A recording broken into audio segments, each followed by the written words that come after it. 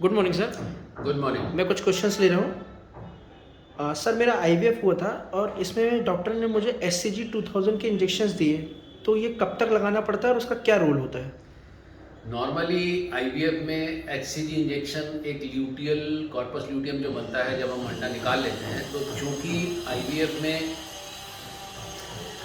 हम अंडे निकालते हैं तो उसके साथ में सारे सेल्स भी बाहर आ जाते हैं, तो उसके साथ में उसका जो सपोर्ट होता है प्रेगनेंसी के लिए वो थोड़ा कम हो जाता है। हम एचसीजी उस बचे हुए कॉर्पस ल्यूटियम को सपोर्ट करने के लिए देते हैं ताकि प्रोजेस्टेरॉन का लेवल अच्छा रहे, इसलिए अधिकतर एचसीजी फ्रेश आईवीएफ में दिया जाता है। एम्ब्रियो ट्रांसफ़र के कितने दिन बाद प्रेगनेंसी टेस्ट होना सही रहता है? नॉर्मली 12 से 14 दिन। सर पीसीओडी में लैप्रोस्कोपी कराना ठीक रहेगा और साथ में एंडोमेट्रोसिस भी है।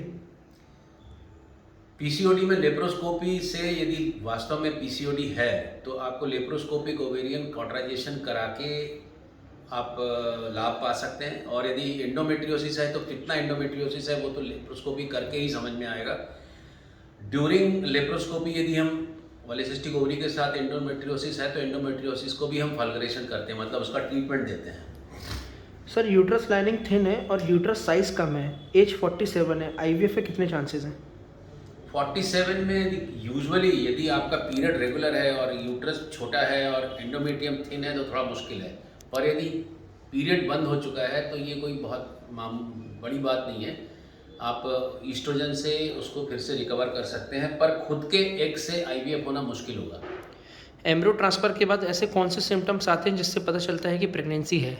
ये बहुत बड़ी भ्रांति है कि एम्ब्रियो ट्रांसफ़र के बाद हमें तो कुछ फील ही नहीं हो रहा, हमको पेट में दर्द है या फिर हमको कुछ भी ऐसे फीचर समझ में नहीं आ रहे। तो ऐसे कुछ भी फीचर समझ में नहीं आते हैं अनटिल अनलेस आप प्रेगनेंसी टेस्ट करके 12 से 14 दिन के बाद या तो यूरिन टेस्ट करें 14 दिन बाद, या फिर 12 से 14 दिन के बीच में बीटा एचसीजी ब्लड टेस्ट करके देखें कि उसमें प्रेगनेंसी हुई है कि नहीं।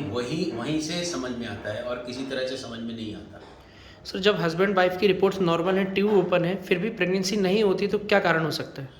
इसका मैं बहुत बड़ा एक वीडियो बना चुका हूँ कई बार कि ट्यूब के 3 फंक्शन होते हैं।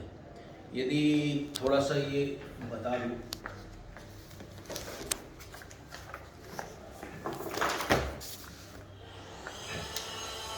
ये बच्चेदानी होती है, इस बच्चेदानी की 2 नलियाँ होती हैं। इन नलियों से यहाँ पर 2 ओवरीज होती हैं।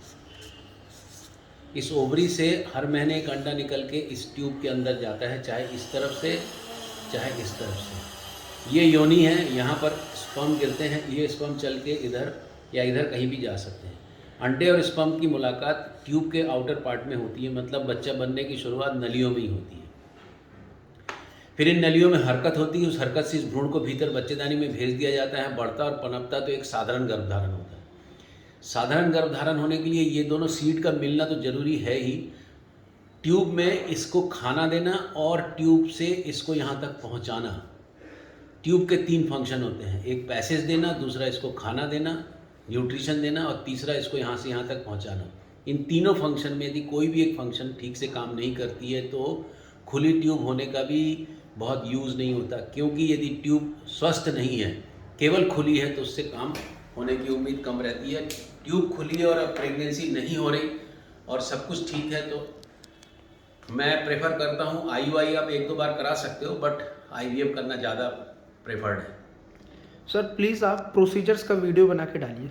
मेरे प्रोसीजर्स के वीडियो मैं कई बार डालता हूँ, आप मेरे जो यूट्यूब चैनल है उसमें आप ऊपर देखेंगे, आपको प्लेलिस्ट करके एक लिखा दिखेगा, प्लेलिस्ट को क्लिक करिए तो आपको बहुत सारे चैप्टर्स दिखाई देंगे, उसमें आप लाइव डेमो देखिए, उसमें आपको बहुत सारी चीज़ें लाइव दिखेंगी।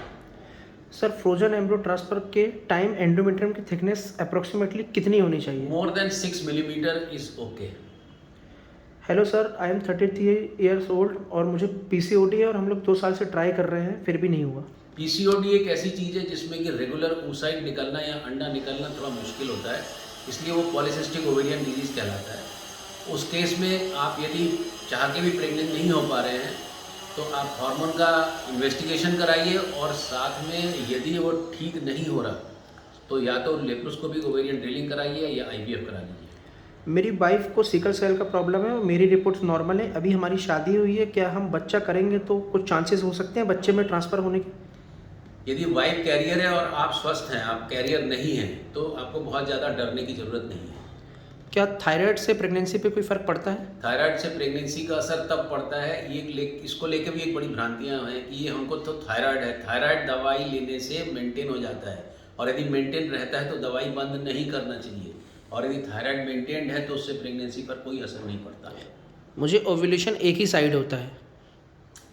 ये एक मिथ है कि ओव्यूलेशन एक ही साइड होता है। आप संयोग व शायद एक तरफ हो रहा हो, बट ओवरी यदि दूसरी तरफ की अच्छी है तो दोनों साइड से रैंडमली ये सिलेक्शन होता है। सुनने के लिए बहुत बहुत धन्यवाद, जुड़ने के लिए बहुत बहुत धन्यवाद। और यदि आप अभी तक इस वीडियो के साथ जुड़े हैं और शेयर करना चाहते हैं तो शेयर करिए, और यदि सब्सक्राइब नहीं किए हैं तो प्लीज़ इसको सब्सक्राइब करिए।